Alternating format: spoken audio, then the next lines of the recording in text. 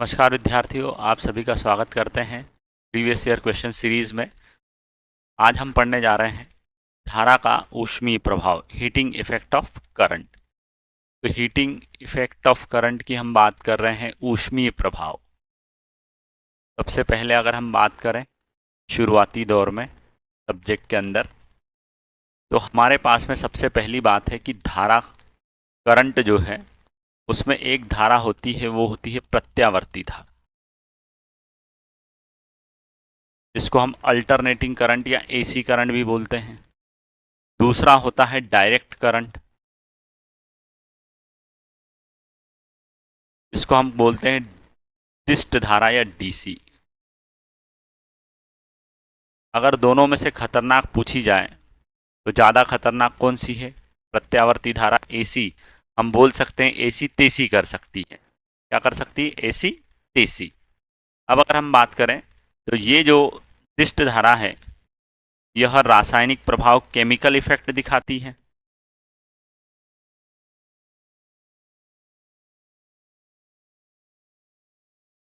दूसरा चुंबकीय प्रभाव भी दिखाती है, मैग्नेटिक।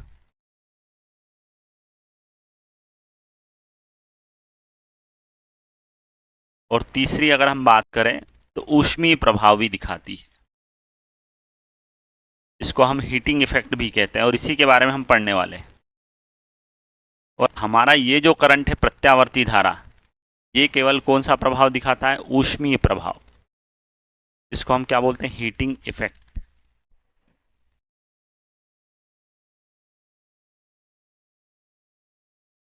अब हीटिंग इफेक्ट से रिलेटेड जो है, हमारे पास में एक वैज्ञानिक थे जिनका नाम था जूल।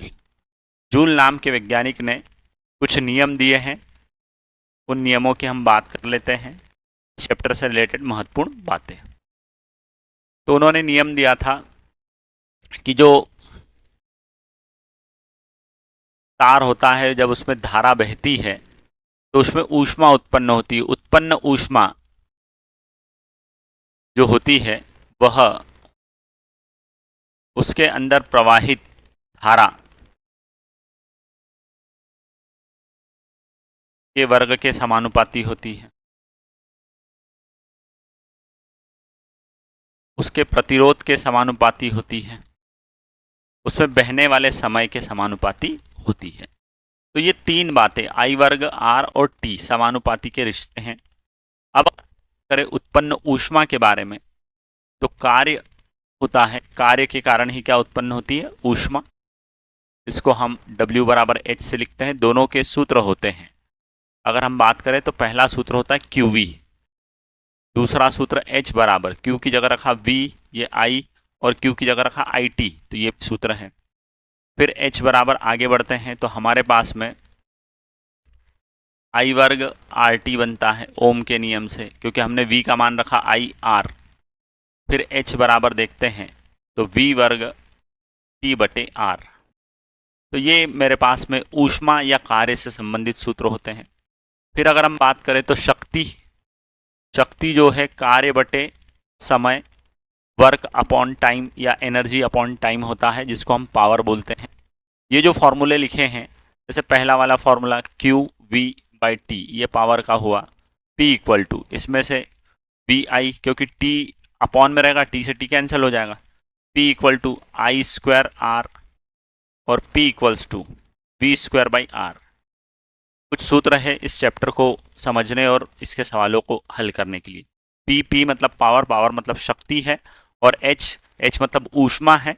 और ऊष्मा उत्पन्न करने के लिए जूल ने नियम जो दिया है वो तीन नियम है।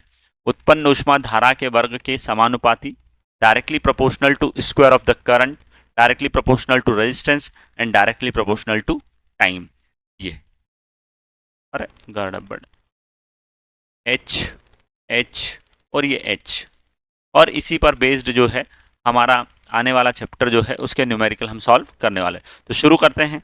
देखिए, सबसे पहला है हीट प्रोड्यूस्ड बाय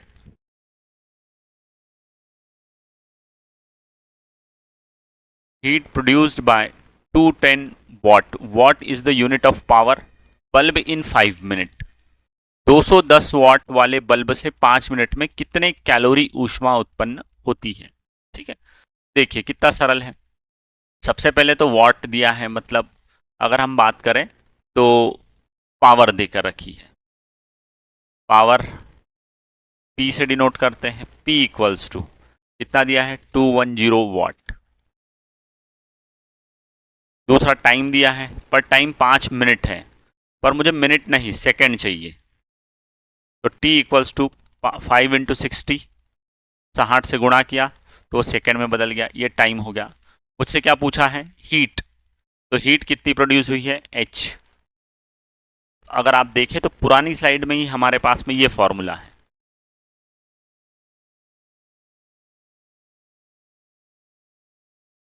आप P W की जगह क्या रख सकते हो, H अपॉन T। हीट चाहिए आपको, आपने यहां पर रखा formula P equals to H by T. तो H is equal to P into T, power into time, शक्ति गुणा समय बराबर। P वैल्यू कितनी है 210, कितनी है 210, और टाइम कितना है तो 5 गुणा 60, ये हो गया। अब थोड़ा सा आगे बढ़ते हैं, H इज इक्वल टू हैं, तो ये हो गया 1050 गुणा 60, फिर मल्टीप्लाई करते हैं,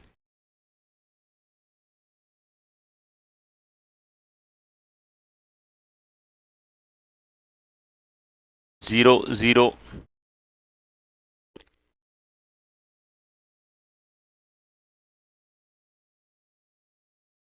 इतने जूल हीट पैदा हुई है, इतने जूल हीट क्या हुई पैदा। पर देखो ध्यान दो, आपको पूछा काय में है, कैलोरी में।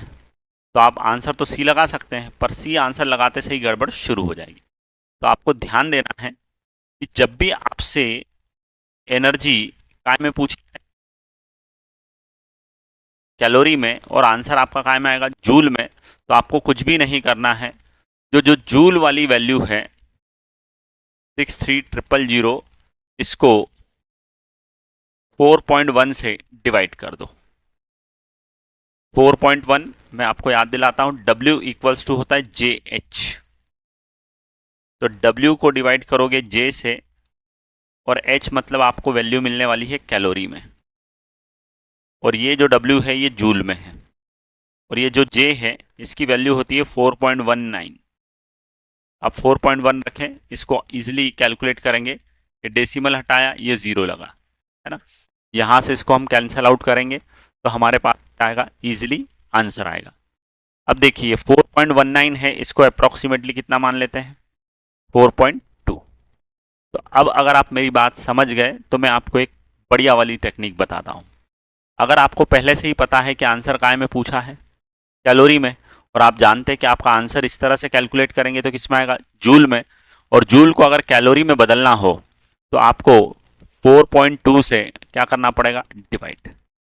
अब 4.2 से डिवाइड करने के लिए देखो एग्जामिनर ने आपके लिए क्या करके रखा हुआ है, ये जो है ये वैल्यू किस में आ रही है, जूल में, और मुझे किस में चाहिए, तो 210 5 इंटू 60 डिवाइडेड बाय 4.2, और जैसे ही 4.2 करोगे आपका आंसर कहाँ में आएगा, कैलोरी में।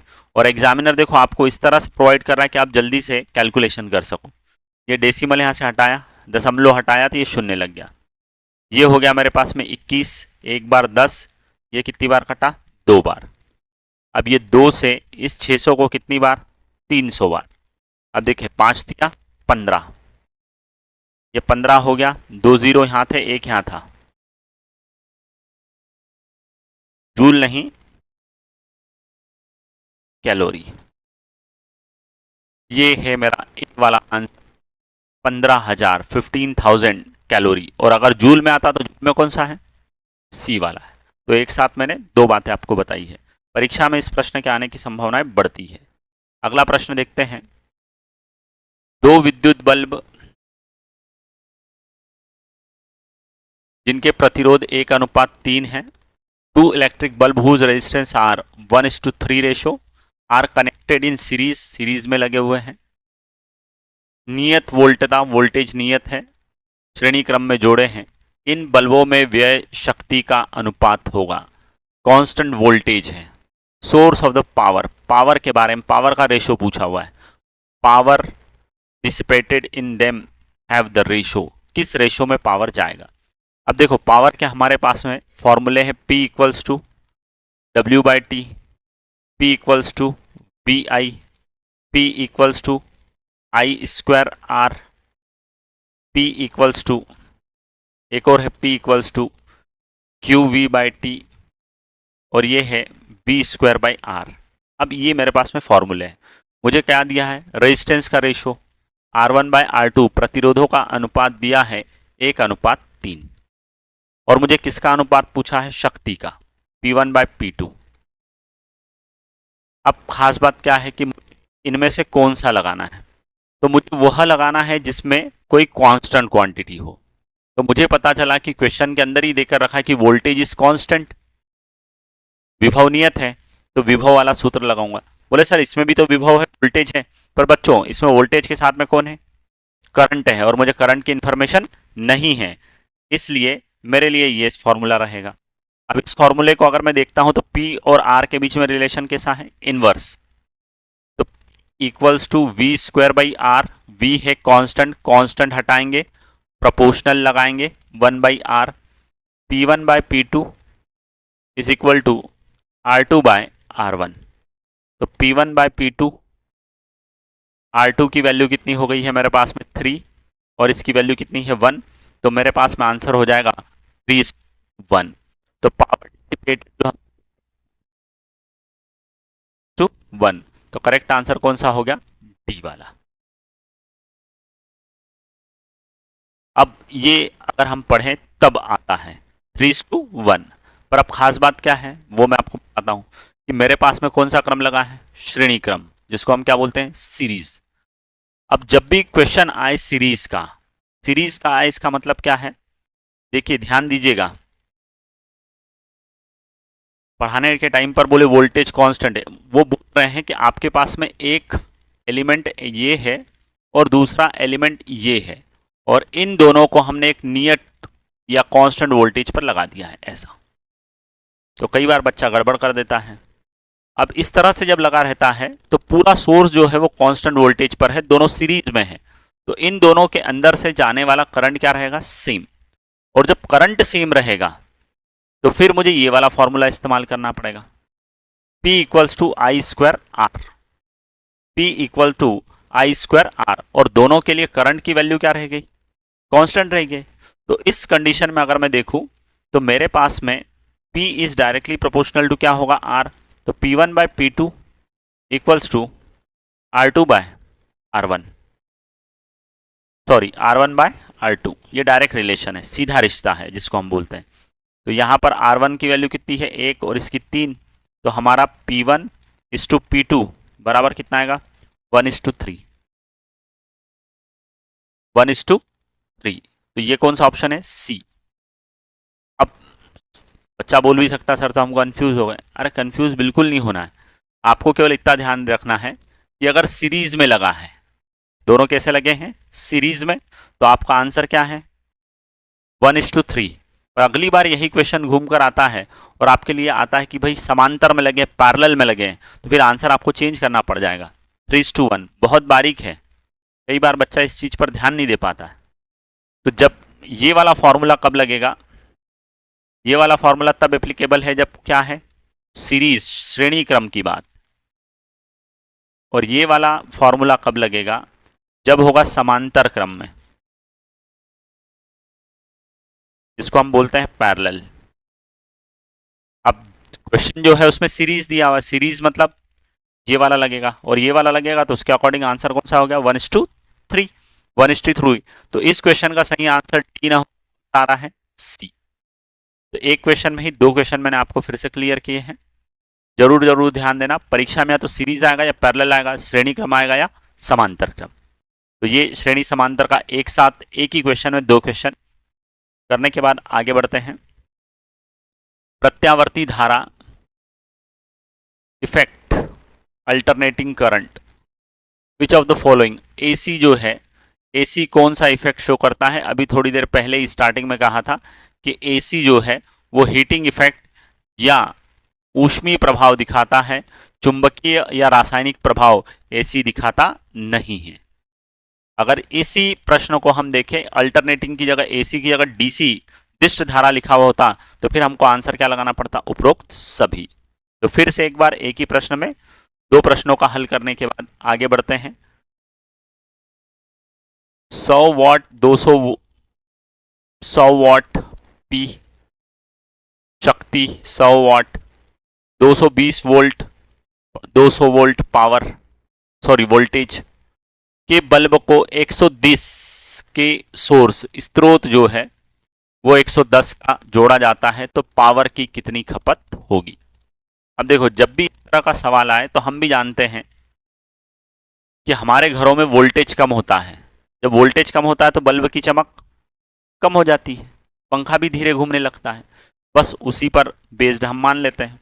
उसी पर आधारित अगर हम देखें तो P equal to V square by R वाला लगाएंगे, वोल्टेज वाला। किसी के दिमाग में ऐसा भी आ सकता है कि sir P equals to V I वाला क्यों नहीं लगा रहे हो? नहीं लगाएंगे, क्यों? क्योंकि वोल्टेज कम होगा तो करंट में भी क्या आएगी? परिवर्तन की बारी, चेंज आएगा। और हमने कहा कि फॉर्मूला वो लगाओ जिसमें कोई कांस्टेंट हो। तो यहाँ पर रेजिस्टेंस क्या रहने वाला है? कांस्टेंट। तो ये लिखा P is directly proportional to V square. 1122 बनाते हैं, P1 bye P2 equals to V1 bye V2 और पूरे का क्या लगाएंगे? स्क्वायर। अब 1122 बनाने के बाद में वैल्यू पुट करते हैं कि पहले P1 पावर थी, वोल्टेज V1 था, अब जो है वोल्टेज V2 हो गया है 110 वोल्ट, और P2 जो है अब कितनी पावर जाएगी ये मुझसे पूछा हुआ है। अब क्वेश्चन की बात करें तो क्वेश्चन में थोड़ा सा परिवर्तन करते हैं हम। ये 110 वोल्ट की जगह इसको कितना मान लो? 100 वोल्ट। क्यों माने? क्योंकि आंसर इसी से आएगा। एग्जाम में कहीं ना कहीं थोड़ी सी गड़बड़ हुई है, या तो ये 110 मानना पड़ेगा या फिर इसको आपको 220 करना पड़ेगा, है ना। 200, आपने गाना भी सुनकर रखा है कि लगे 440 वोल्ट, 440 वोल्ट। क्यों? क्योंकि इंडिया में जो वोल्टेज है वो 220 का है और उसके डबल का लगेगा। तो क्वेश्चन फॉर्मेशन करने के टाइम पर थोड़ी सी गड़बड़ हो गई है, पर अगर हम 110 लेकर भी सॉल्व करें तो कोई बड़ी बात नहीं है।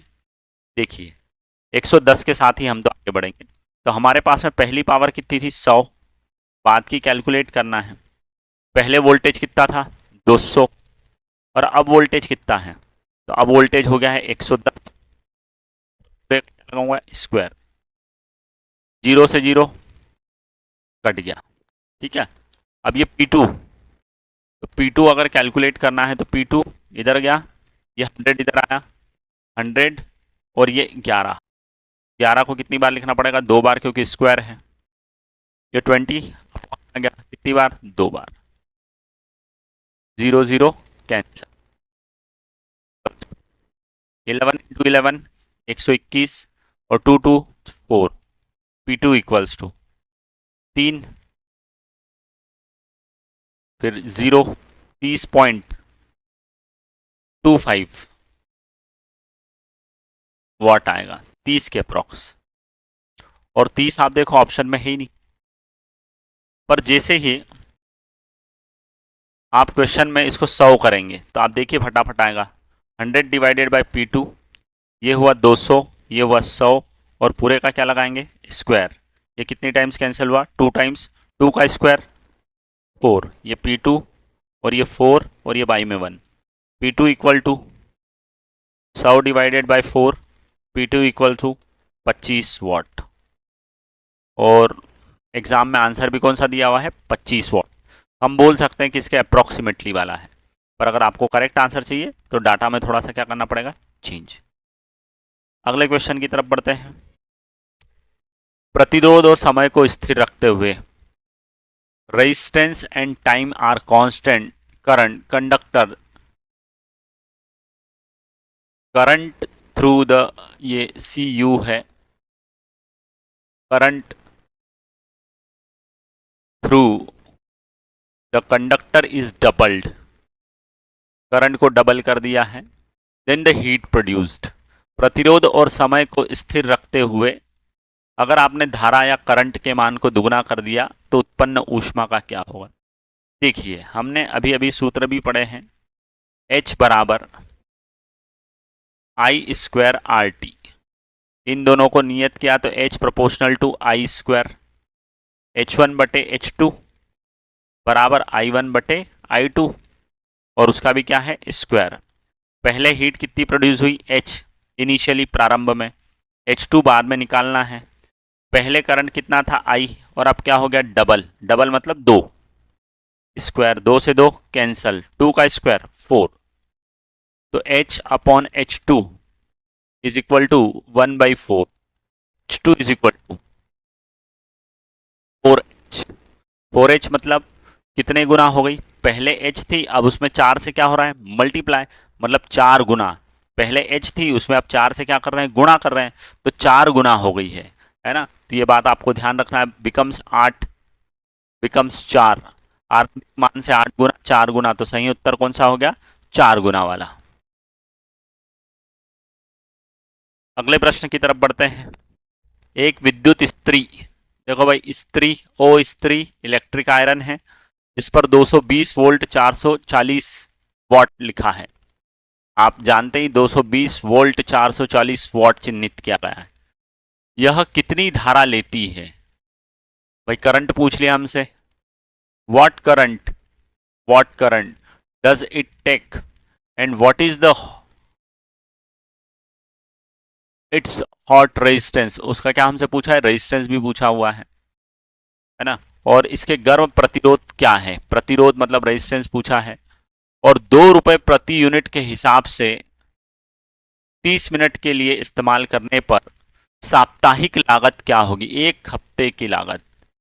What is the weekly cost of using 30 minute daily at rate 2 rupees per unit. देखो जो जो दिया है पहले तो वो लिखते हैं, है ना सारा। सबसे पहले हमारे पास में वोल्टेज V है 220 वोल्ट, दूसरा पावर है 440 वॉट, फिर मुझसे पूछा है करंट I की वैल्यू,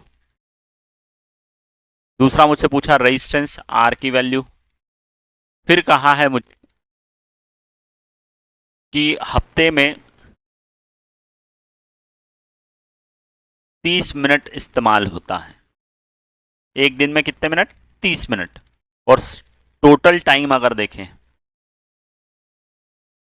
तो 30 × 7, क्योंकि हफ्ते में 7 दिन होते हैं तो 7 दिन मतलब मल्टीप्लाई कर देता हूं, तो 30 मिनट मतलब हाफ आवर, तो 7 दिन में अगर हम बात करें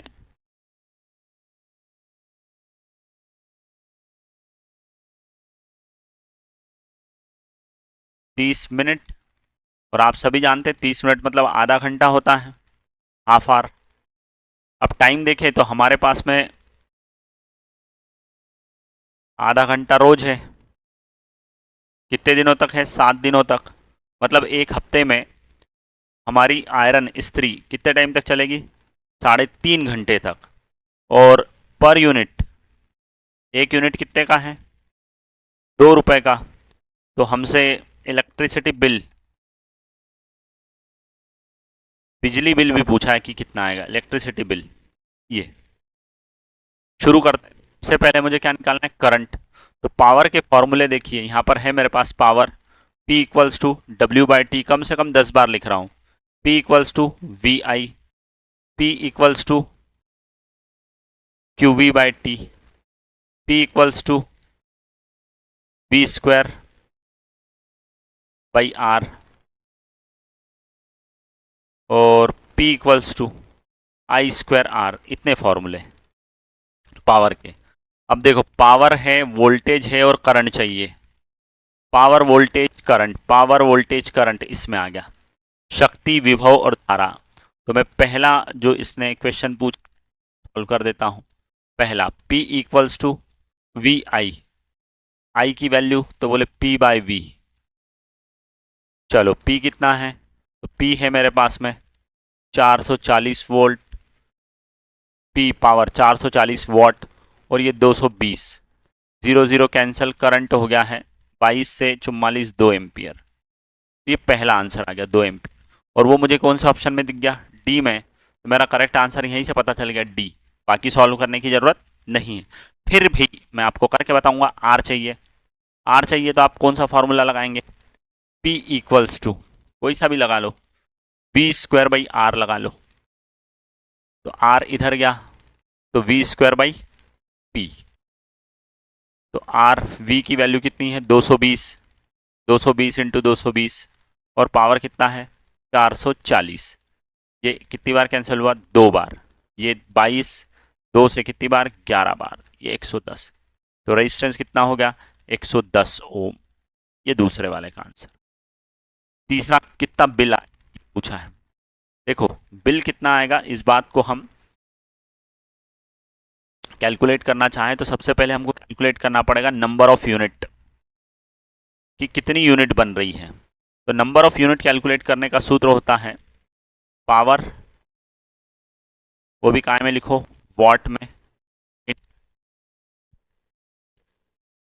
टाइम से मल्टीप्लाई करो, टाइम किस में होना, आवर्स में, और डिवाइडेड बाय क्या करो 1000, और जितनी यूनिट बनी उसमें रेट से मल्टीप्लाई कर दो, आंसर आ जाएगा।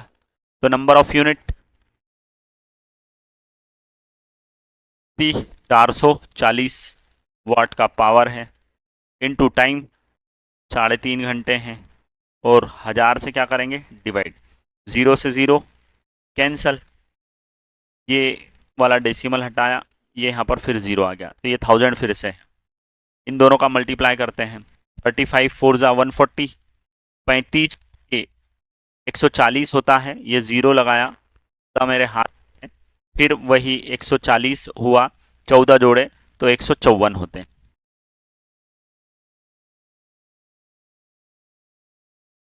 और ये 1000 है, 3 संख्या शून्य हटाऊंगा, दशमलव लगाऊंगा, तो 1.54 यूनिट का बिल आएगा।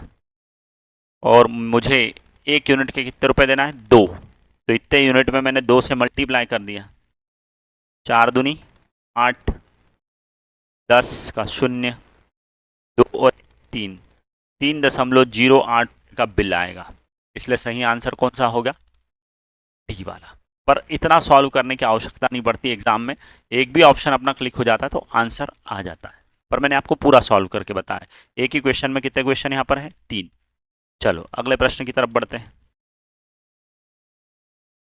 N ideal electric motor is use to lift 100 kg substance through height 22 meter in 20 seconds. What is the current drawn from the source if the motor is connected to 220 volt? एक आदर्श विद्युत motor का उपयोग 20 second में 22 metre की ऊंचाई से 100 kilo पदार्थ को उठाने में किया जाता है। यदि मोटर को 220 वोल्ट की आपूर्ति से जोड़ा है तो उसमें कितनी धारा बहेगी, कितनी धारा खींचेगा, आपसे ये पूछा हुआ है। देखिए अगर आपको कोई भी सामान को नीचे से ऊपर उठाना है, लिफ्ट करना है ना, तो लिफ्ट कराने के लिए आपको उसकी पोजीशन चेंज करोगे, मतलब आपको क्या करना पड़ेगा, कार्य, और कार्य के बटे में क्या लगेगा समय, तब आपके पास में क्या आएगी शक्ति।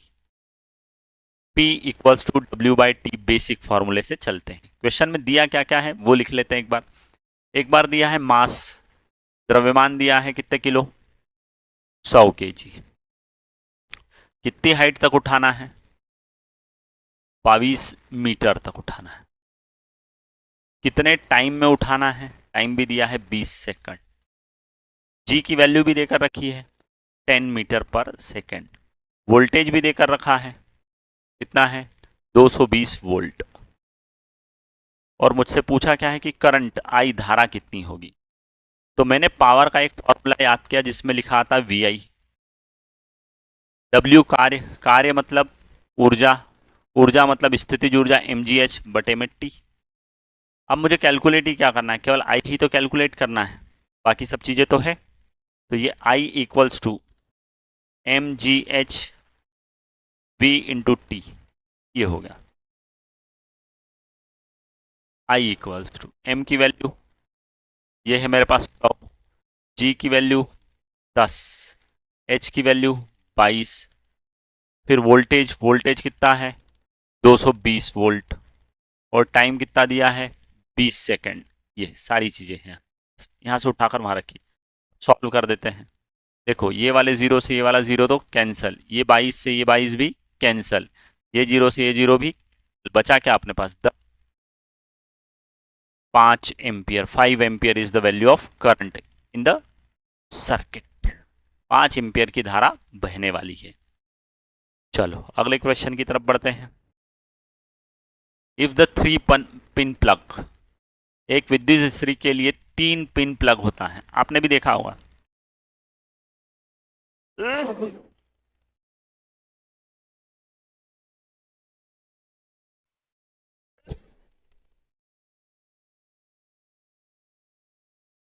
प्लग रहता है तो ऐसे 3 खूंटे रहते हैं, ये बड़े वाला। तो ये जो है इस प्लग के बारे में पूछा गया है कि भाई ये वाला वायर जो है वो किससे जुड़ा रहता है।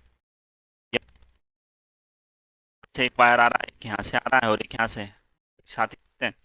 पर ये वाला जो है बड़े वाला, ये मेटल की बॉडी से अटैच रहता है, मेटल की बॉडी से अटैच रहता है। क्यों? क्योंकि अगर आप करंट फ्लो कराओगे सर्किट में और कभी गलती से करंट किस में आ गया, मेटल की बॉडी में आ गया, जो प्रेस है उसके कवर में आ गया, तो हम हैंडल को पकड़ कर रखेंगे। जनरली हैंडल तो इंसुलेटर रहता है, कुचालक रहता है, फिर भी अगर उसको वहाँ पर धातु की प्लेट को थोड़ा सा भी टच हो गया तो हमको करंट के झटके लगेंगे। तो उसको वो अर्थिंग, भूमिगत करने के लिए वो जो ये वाला सर्किट है, ये वाला वायर जो है वो धातु या प्रेस की स्त्री जो है या आयरन जो है उसकी मेटल की बॉडी से लगा रहता है, ताकि मेटल की बॉडी में आने वाला करंट उस वायर के थ्रू सीधे कहाँ चले जाए, अर्थ में चले जाए। अर्थिंग करके रखते हैं, ठीक है। तो घर भी हम सॉकेट देखते हैं, सॉकेट कुछ इस तरह से लगे रहते हैं, एक बड़ा यहाँ रहता है, 2 ऐसे रहते हैं। तो ये अर्थिंग वाला है, क्या वाला है, अर्थिंग। और विद्युत इस्त्री के धातु आवरण से वो जो बड़ा वाला एक वायर, जो मोटा वाला यहाँ प्लग आपने देखा ही होगा, वो विद्युत इस्त्री के धातु आवरण से जुड़े हुए तार को इंकित करता है। अगर हम बात करें to the metal body of electric iron, to the metal body of electric iron, आप जो भी बड़ा हेवी वाला इलेक्ट्रिक इक्विपमेंट देखेंगे उनमें ये लगा ही रहता है, जो कि अर्थिंग के काम में आता है, अर्थ। चलो अगले प्रश्न की तरफ बढ़ते हैं। निम्नलिखित में से कौन सा 110 वॉट के ताप विद्युत बल्ब के लिए धारा और वोल्टेज है ना के बीच में संबंध को सही रूप से दर्शाता है?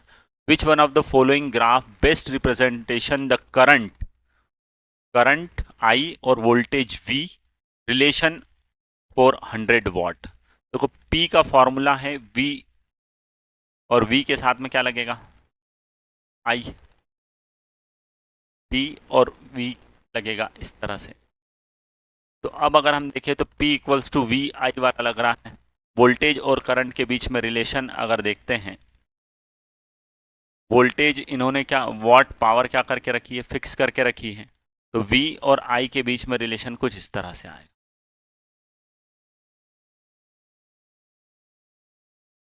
मतलब एक वैल्यू इंक्रीज होगी तो दूसरी वैल्यू क्या होगी, डिक्रीज। इस तरह का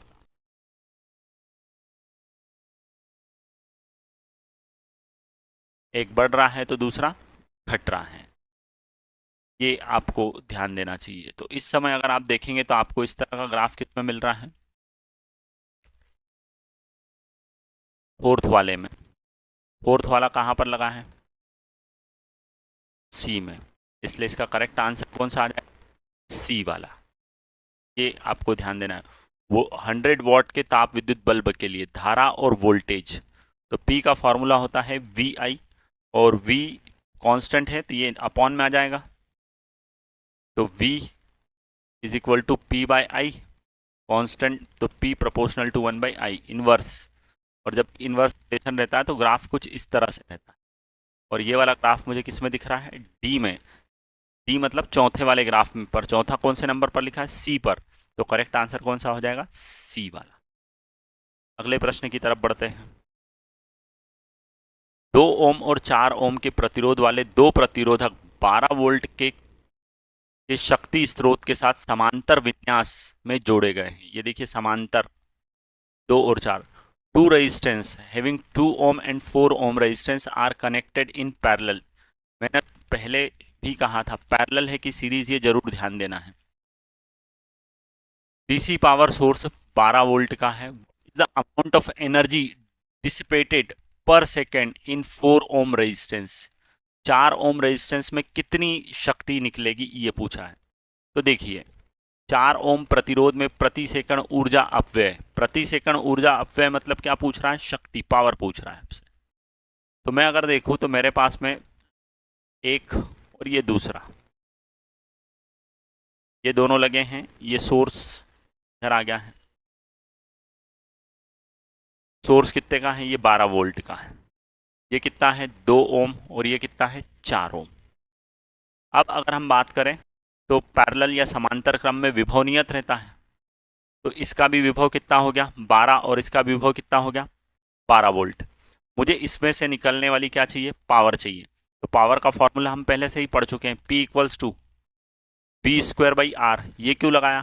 क्योंकि भाई मेरे पास वोल्टेज है और मेरे पास कौन है? रेजिस्टेंस। इसकी वैल्यू कितनी है? 4।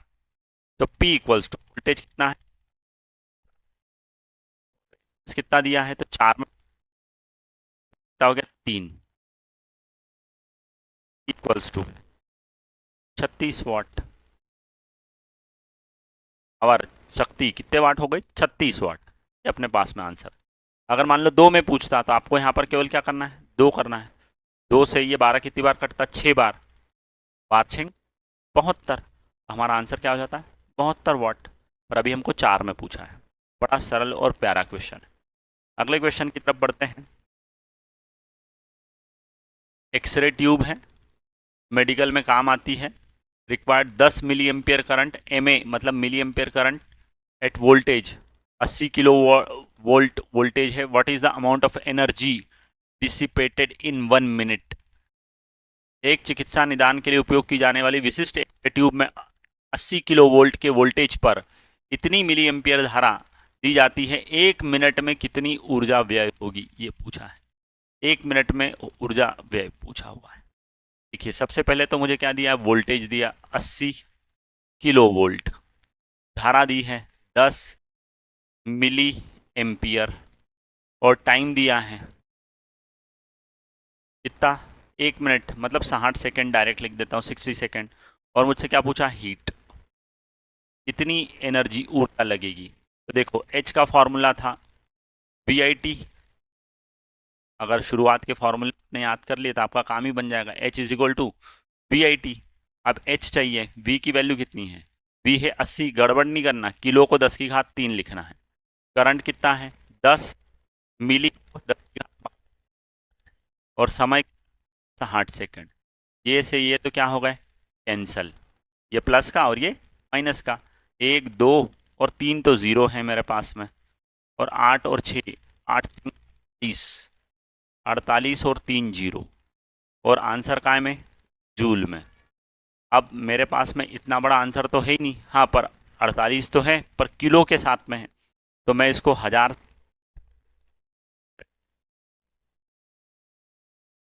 इसमें केजे में 1 2 3 कैंसल। तो H = 48 किलो जूल।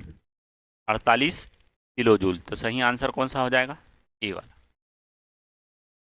अगला प्रश्न। SI इकाइयों में 10 किलो वाट आर kWh है ना। ये ध्यान देना है, ये ऊर्जा का मात्रक है। इसका मात्रक है ऊर्जा, energy, kWh। Kilowatt hour, kilowatt घंटा शक्ति का मात्रक है। ठीक है। तो अब अगर हम बात करें तो 10 किलो वाट पर आर ऊर्जा के अनुरूप होगा। तो P = W × T ये वाला फॉर्मूला रहता है। 1 kWh इक्वल्स टू होता है 36, कैसे 36 आ रहा है वो भी बता ही देते हैं। 1000 वाट है और टाइम जो है वो 3600 सेकेंड है। 36 में इसका गुणा करते हैं, 1 kWh बराबर 3.6 इंटू 2 और 3 5 और 1 6, इतने जूल लगता है। ये बहुत बहुत फेमस है, पूछा जाता है, पर इस बार उसने इधर 10 कर दिया kWh। तो अगर इधर 10 करेगा तो आपको इधर भी 10 से मल्टीप्लाई करना है।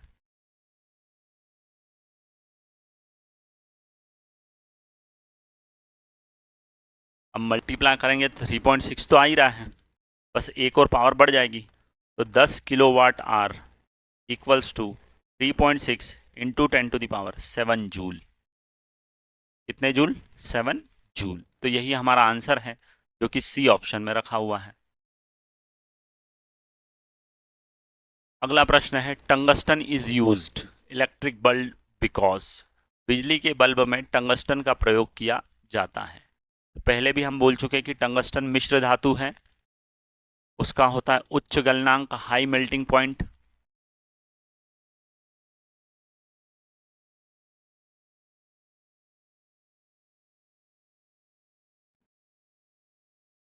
और साथ ही साथ अगर हम बात करें तो उच्च प्रतिरोधकता होती है। और उच्च प्रतिरोधकता होने के साथ साथ अगर हम बात करें रेजिस्टिविटी है।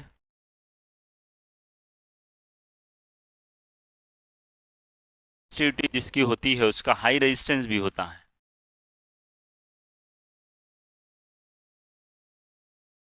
कौन सा होगा? High resistance. तो हाई रेजिस्टेंस, उच्च गलनांक और प्रतिरोध। तो गलनांक और प्रतिरोध दोनों क्या होंगे? उच्च। मेल्टिंग पॉइंट एंड रेजिस्टेंस दोनों उच्च होंगे, इसलिए सही आंसर कौन सा लगाना पड़ेगा? सी वाला। चलो आगे बढ़ाते हैं।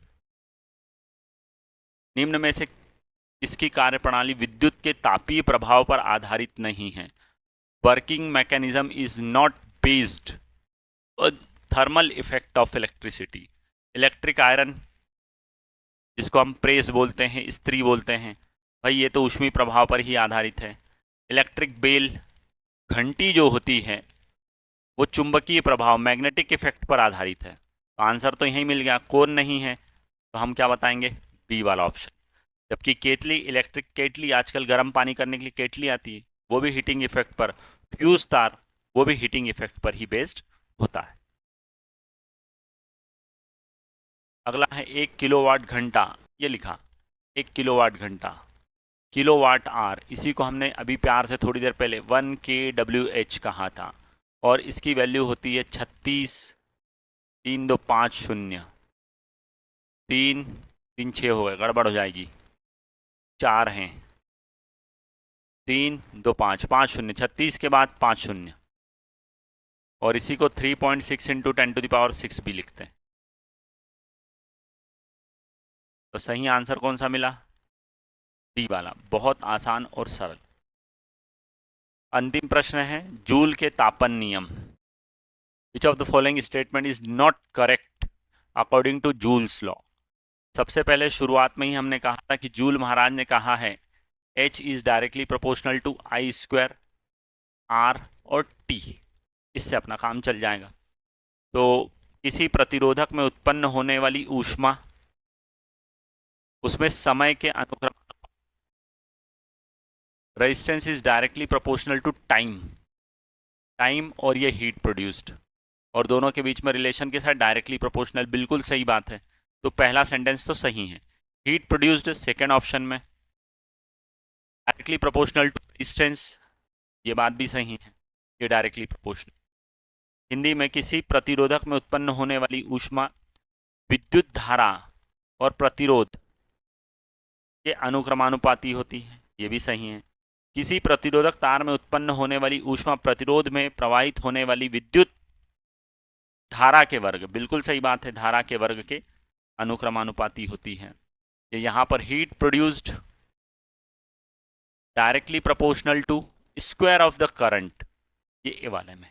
तो तीनों ऊपर वाले तो क्या हो गए हैं? सही। तो फिर अगर आप देखोगे तो गलत कौन सा है?